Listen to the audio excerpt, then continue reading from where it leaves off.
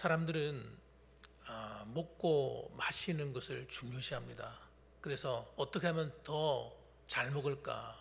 어떻게 하면 더 많이 벌어서 좀 풍부한 삶을 살까? 하는 데 관심이 많습니다. 그런데 말이죠. 우리는 그것만 가지고는 살 수 없는 사람들입니다. 그것만 가지고는 살 수가 없어요. 오늘 본문에 나오는 이 수가성 여인만 보더라도 너무나 잘 알 수가 있는데, 이 여인은 물 기르러 나온 여인입니다. 그런데 예수님은 이 여인을 만나기 위해서 의도적으로 아마 이 사마리아 성에 오신 것 같아요. 그래서 아무도 오지 않는 정오 이 시간에, 12시 시간에, 다른 사람은 다 더운 날씨에 집에 누워서 오침을 하고 있을 때에 그는 나와서 얼른 물을 기러 가야지 하고 물 기르러 왔는 거예요. 왔다가 예수님한테 탁 붙들린 겁니다. 이것이 이 여인에게 어마어마한 축복이에요. 어마어마한 축복이에요. 메시아이신 그리스도를 직접 만나서 복음을 듣게 되었으니까 얼마나 복이 있는 여인인지.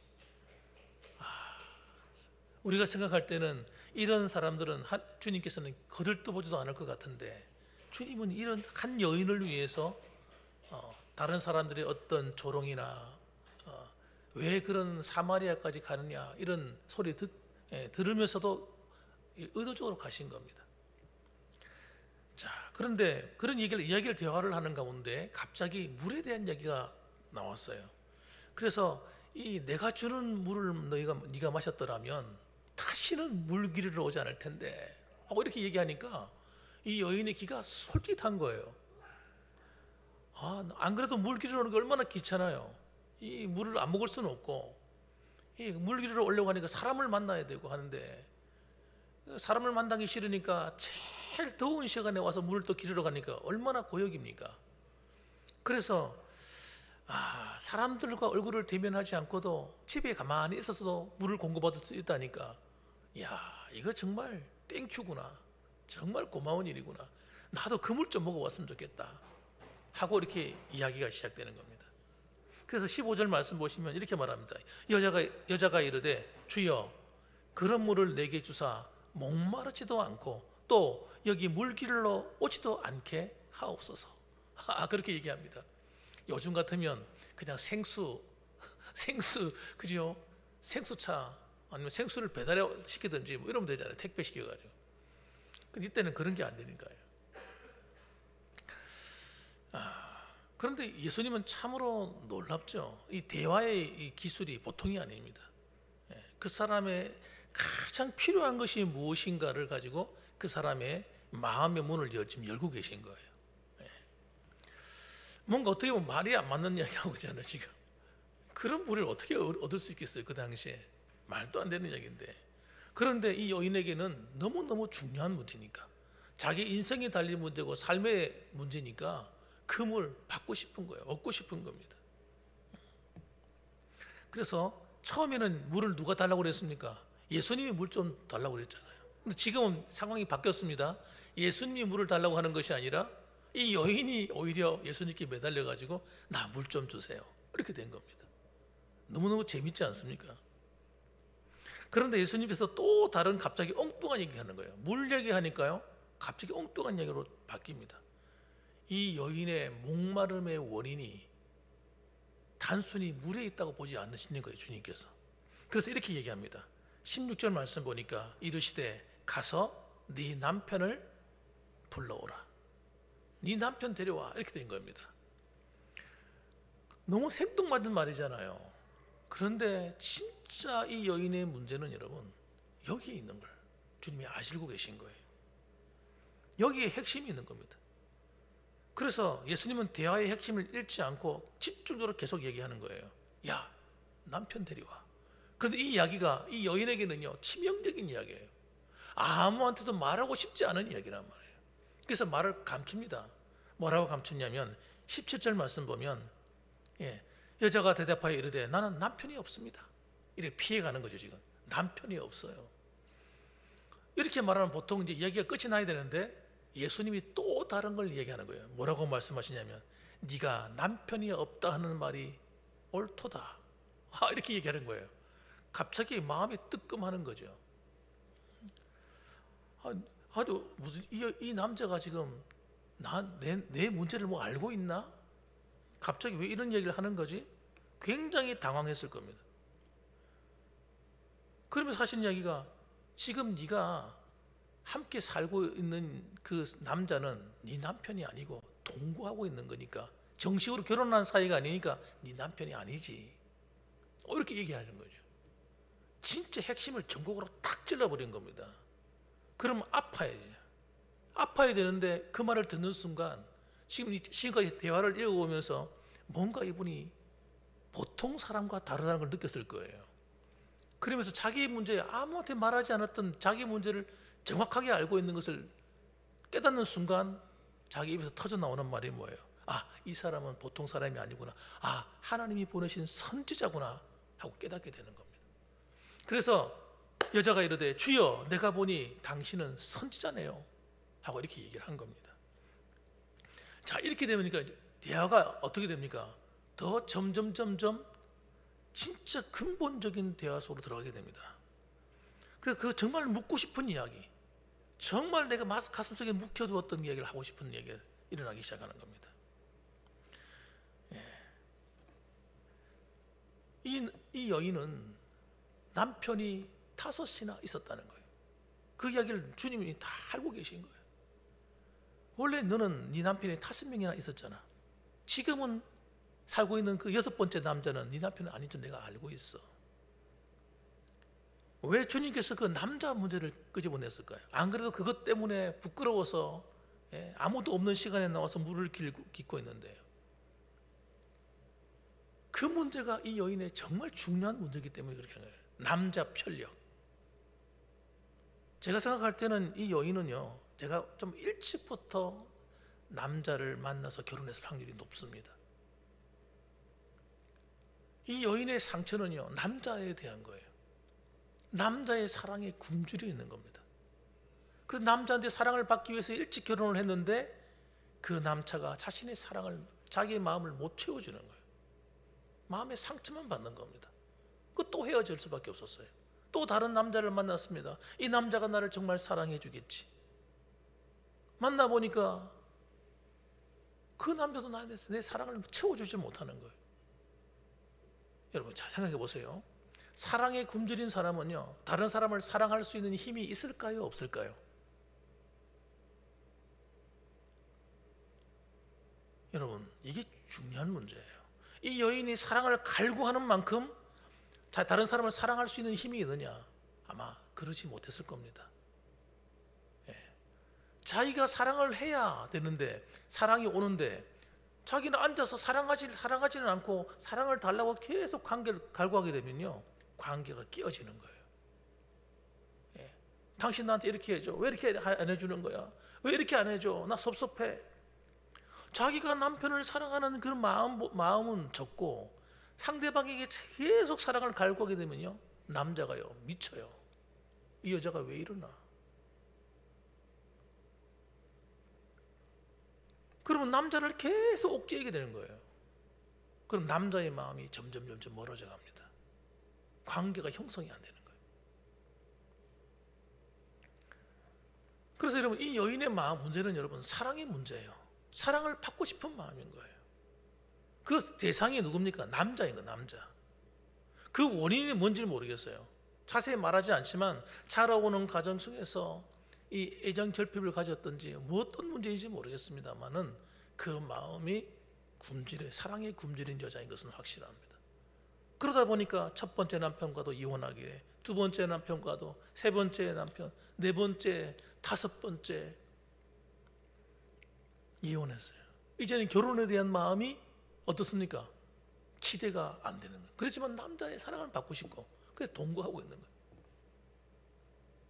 주변에서 볼 때는 어떻게 보입니까? 이 여자는 문제 있는 여자, 성적인 굶주린 여자, 창기 같은 여자, 그렇게 비춰져 보이는 겁니다.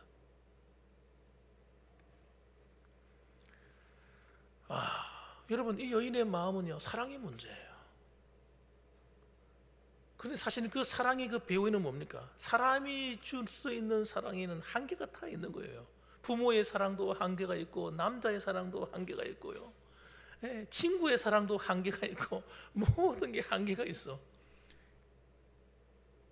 이걸 깨닫기까지 여러분 정말 힘든 과정을 거쳐왔을 거예요. 그런 똑같은 사람이 또 있습니다. 성경에 보면 삭개오라는 사람입니다. 이 삭개오라는 사람도 여러분 문제가 있는 사람이에요. 굉장히 인정받고 싶은 욕구가 강한 사람입니다. 이 사람도 마음이 상처가 많은 사람이에요. 그래서 사람들한테 키도 작으니까 무시도 당했을 거예요. 사람들이 자기를 알아주지 않아. 그러니까 이 사람이 어떤 생각을 했냐면, 내가 반드시 성공하고 말리라, 내가 성공해서 내가 본때를 보여주리라 하는 그런 마음이 있었을 겁니다. 그래서 그 방법을 뭘로 찾았습니까? 돈으로 찾은 거예요. 돈을 내가 한번 벌어보자. 너희들이 내가 부자가 되면 내 앞에서 큰 소리 치겠어? 내가 너희들을 한번 본때를 보여줄 것이다. 그래서 이 사람이 세리가 됐습니다.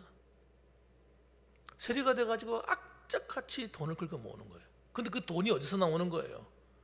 자기 나라 백성들의 피 같은 돈을 긁어내는 거 아닙니까?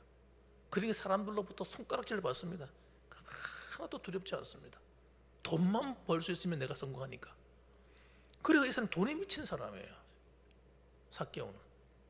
그래서 여러분 그가 얼마나 애를 썼던지 세리장까지 되었습니다. 그 돈을 많이 벌게 되었어요.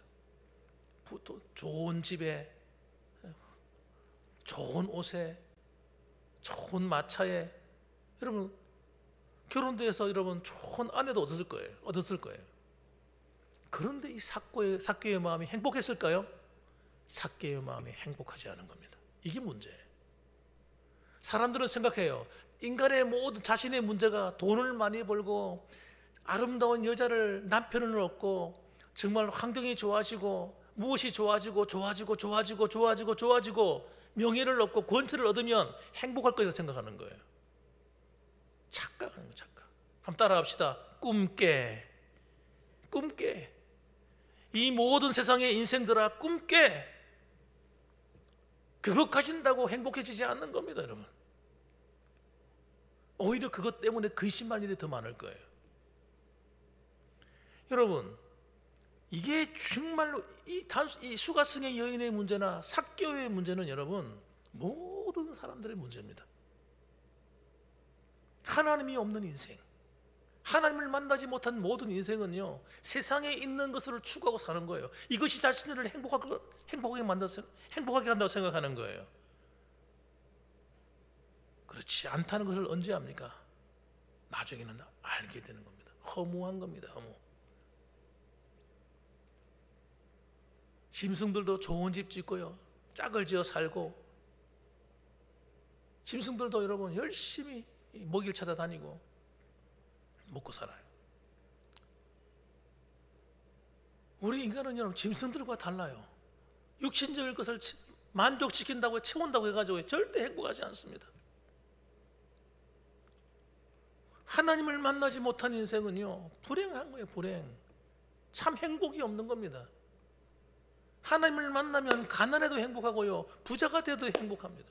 명예가 없어도 행복하고 명예가 있어도 행복한 거예요. 권세를 잡아도 행복하고 못 잡아도 행복한 겁니다. 하나님이 내 안에 있어야 되는 거예요.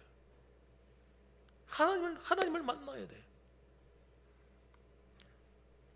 그래서 여러분 전도서 3장 11절 말씀 보면 어떤 말씀하냐면, 하나님이 우리를 창조할 때 우리의 마음에 어떤 마음을 주셨냐면요, 영원을 사모하는 마음을 주셨대요.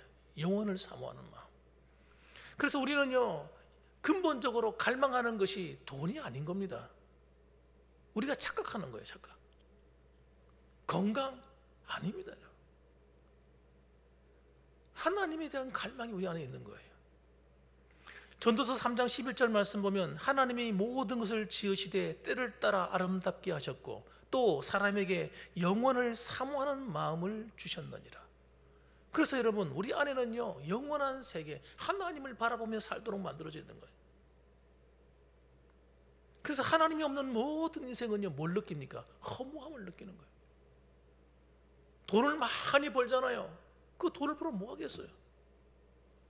허무한 겁니다. 그러니까 엉뚱한 짓 하는, 엉뚱한, 남자도 엉뚱한 짓, 여자도 엉뚱한 짓, 돈 벌려고요 사기치고 모든 짓을 다 해서 돈 벌어 본들 행복하지가 않습니다, 여러분. 불행한 거예요, 불행. 오히려 악을 행해서라도 얻어놓으면요, 이 삭개어 보세요. 얼마나 영혼이 갈급해서 피폐해졌는지. 어떻겠으면 여러분, 세리 장이라는 신분을 가지고도 뽕나무에 올라가가지고 어린애처럼 예수님 얼굴 한번 보려고, 말씀 들으려고 올라가서 그 말씀에 귀를 기울이겠습니까? 이쯤 되자 여러분, 이 예수님이 참 선지자다 하는 걸 알게 되고 난 다음부터 대화의 내용이 영적인 데로 들어가 버립니다. 영적인 데로 대화가 들어가 버려요. 그러면 하는 이야기가 뭐라고 얘기하냐면 20절 말씀 보면, 우리 조상들은 이 산에서 예배하였는데 당신들의 말은 예배할 곳이 예루살렘에 있다 하더이다. 갑자기 영적인 문제를 끄집어내는 거예요. 이 여인의 문제는요, 영적인 문제인 겁니다. 하나님에 대한 사랑. 그래서 자기는 사마리아에 살다 보니까 여러분, 하나님에 대한 구원의 확신이 없는 거예요. 구원의 확신. 그래서 당신들은, 유대인들은 예루살렘에서 예배하고 하나님을 만나고 섬겨야 한다고 하는데 우리는 어떻게 되는 겁니까? 우리는 그리심산에서 예배를 드리고 있는데 우리는 어떻게 되는 겁니까? 구원은 받을 수 있는 겁니까? 하나님 백성이 될 수 있는 겁니까? 이렇게 물어보는 겁니다. 그러니까 예수님이 하시는 말씀이, 여자여 내 말을 믿으라, 내 말을 믿으라 하면서 하시는 이야기가, 이 산에서도 말고 예루살렘에서도 말고 너희가 하나님께 참으로 예배할 때가 온다. 장소가 문제가 아니다는 거예요. 진짜 믿음이 중요하다는 거예요. 이 사마리아 여인은요, 거기에 대한 갈등이 있었던 거예요. 그래서 자기들은 자신이 없는 거예요. 왜? 유대인들만이 진짜 구원받은 택한 백성이고 우리는 하나님께 구원받지 못한 백성이 아닌가, 버려진 자들이 되지 않는가 하는 고민을 하고 있는 겁니다. 그런데 놀라운 이야기 하는 거예요. 우리는 그리심산 아니면 예루살렘 어느 걸 선택해야 될까, 이런 장소 고민을 하고 있는데 예수님 하시는 말씀이 그런 고민을 정면으로 깨트려 버리는 거예요. 장소 문제가 아니다, 믿음의 문제지. 이렇게 얘기하니까 더 귀가 솔깃해지지 않습니까? 22절 보니까, 너희는 알지 못하는 것을 예배하고 우리는 아는 것을 예배하노니 이는 구원이 유대인에게서 남이라. 구원이 유대인에게서 남이라. 이 말이 무슨 말이에요? 유대인을 통해서 전해준 하나님의 말씀을 통해서 하나님이 온 세상에 증거된다는 거예요. 그 뜻을 말하는 거예요. 그러면서 하는 말씀이, 그렇지만 아버지께서 참되게 예배하는 자들은 영과 진리로 예배할 때가 오는데, 이것은 어떤 장소의 문제가 아니고 나라의 문제도 아니다. 누구든지 하나님을 바르게 믿는 믿음만 있으면 장소에 상관이 없다는 걸 얘기하시는 겁니다.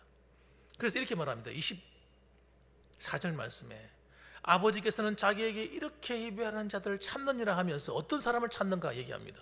24절 같이 한번 읽어봅시다. 시작. 하나님은 영이시니 예배하는 자가 영과 진리로 예배할지니라. 아멘. 하나님은 지금도 예배하는 자를 찾으시는데, 너와 같은 자를 찾는, 너와 같이 마음에 굶주려 있고 하나님의 사랑을 갈망하는 자를 찾고 있다는 거예요. 여러분, 지금 이 내용이 그런 내용이 하나도 나오지 않지만 그 여인이 예수님과 대화를 할 때 그렇게 들리는 겁니다. 하나님의 사랑은 유대인들에게서 나오지만 유대인만 받는 것이 아니고, 예루살렘에서 예배하는 자들만 받는 것이 아니고, 그리심산이든 어느 곳이든 상관없이 정말 하나님을 사랑하고 하나님을 영으로 예배하고 진리로 예배하는 자들에게 하나님 함께 하셔서 그 예배를 받아주신다. 그런 사람을 찾으신다. 그 말을 듣는 순간 이 여인의 영적인 눈이 열려버렸습니다. 열려버렸어요. 중요한 건 장소가 아니라, 혈통이 아니라 지금 자신이 없는 게 뭐예요? 이 사마리아인들은요, 혈통이 자신이 없는 거예요. 우리는 아브라함의 자손이 아닌데. 유대인들도 너희는 아브라함의 자손이 아니야. 너희들은 구원 못 받아. 이렇게 이야기만 했던 거예요. 그런데 그런 얘기를 하니까 이 여인이 눈이 확 떠져, 영적인 눈이 떠져 버렸어요. 그러면서 하는 이야기가, 갑자기 놀라운 이야기가 그 여인의 입에서 나옵니다. 메시아가 오시면 그렇게 될 겁니다. 그분이 다 알려줄 겁니다. 갑자기 메시아 그리스도의 얘기가 그 여인에게서 나오는 거예요. 그때 예수님이 핵심을 말씀합니다. 26절에 보니까 예수께서 이르시되 네게 말하는 내가 그라 하니라. 여인이 충격을 받아버려요. 우와, 그렇구나. 내 모든 비밀을 알고 내 문제를 알고 나로 하여금 내 영적인 근본 문제까지도, 고민까지도 해결해 주는 이분이 바로 메시아구나.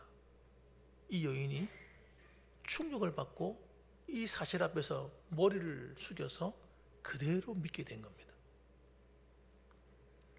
아무도 잘 알지 못했던 자신의 목마름의 문제가 단순히 남자들의 사랑을 갈구한 것이 아니라 사실은 하나님을 갈망했던 마음에서 나왔다는 걸 알게 된 거예요. 그래서 삭개오가 예수님을 만나고 난 다음부터 어떤 일이 벌어졌습니까? 진짜 주님 만나고 마음의 평안이 그냥 물밀듯이 들어오는 거예요. 그동안 근심하고 걱정했던 모든 문제들이 돈의 문제가 아님을 알게 된 거예요. 내가 하나님의 사랑을 알게 되었어요. 그때부터 자신감을 얻게 됐어요. 그럼 어떻게 합니까? 내가 가지고 있는 돈에 내가 다른 사람에게 착취하는 것 내가 4배씩 다 갚아주겠습니다. 자기가 그렇게 악착같이 모았던 돈을 갖다가 다 풀어서 나눠줘 버립니다. 돈의 문제가 아니었던 거예요. 하나님을 사모하는 마음이, 사랑을 갈구하는 마음이 돈에서 나온 겁니다. 여러분, 삶의 의미를 발견하지 못한 모든 사람들은요, 다 방황하게 됩니다. 방황. 내가 왜 태어났지? 내가 무엇을 위해 살아야 되지? 이 삶의 목적이 분명하지 않는 사람은요, 다 방황하게 돼요. 하나님을 만나지 못하면요, 우리는 행복할 수가 없어요. 돈, 뭐 어떤 좋은 직장, 뭐 좋은 무엇이 우리를 절대 행복하게 만들어주지 않습니다. 아주 멋있는 남편, 좋은 아내, 아름다운 아내를 만나면 행복하겠지. 절대 그렇지 않습니다. 속으면 안 돼요. 속으면 안 돼. 그래서 여러분, 우리는 여러분 예수님을 만날 때 따라합시다. 예수님을 만날 때, 큰 소리를 한번 해봅시다. 예수님을 만날 때 인생의 방황이 끝이 난다. 예수님을 만날 때 인생의 방황이 끝이 나는 거예요. 여러분, 좋은 교회를 만나면요, 신앙의 방황도 끝이 나는 겁니다. 이것이 복음이구나. 주님 안에 모든 것이 있구나. 알게 되는 거예요. 그래서 여러분, 물질도요, 하나님 안에 있으면요, 이 물질의 노예가 아니라 이 물질을 잘 사용하는 사람이 됩니다. 권세를 잡아도 하나님을 바르게 만난 사람이 권세를 잡으면요, 이 권세를 가지고 악을 행하는 것이 아니라 정의롭게, 의롭게, 공의롭게 쓰게 되는 거예요. 하나님을 만나고 나면요, 삶의 목적이 깨달아지기 때문에 여러분, 그런 일이 벌어지는 겁니다. 그의 재능을 가지고 죄짓고 음란하고 방탕한 일에 쓸 수가 없는 거예요. 아무리 죄지으라고 죄 구렁텅이에 집어 던져놔도 여러분, 그런 짓을 할 수가 없어요. 그것이 자기의 즐거움이 아닌 거예요. 더 이상.